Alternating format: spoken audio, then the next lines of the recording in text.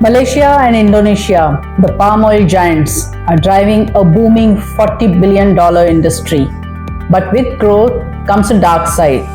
Palm oil remains in over 50% of our everyday products, from foods to cosmetics and biofuels. The hidden cost? Palm Oil Mill Effluent, POME. POME is highly acidic, laden with organic content, and releases harmful methane gas when treated through traditional pond systems. It doesn't meet strict effluent discharge limits, and it's hurting our environment. That's where Shachi Engineering steps in. Our innovative evaporation technology offers an economical, effective, and sustainable solution.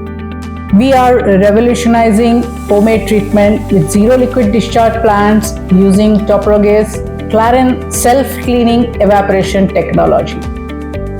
We can convert POME sludge into valuable byproducts, recover water and oil efficiently, and ensure compliances with local environmental standards. Shachi Engineering is committed to a sustainable and profitable palm oil industry with a mission to preserve our environment. Join us in making a difference.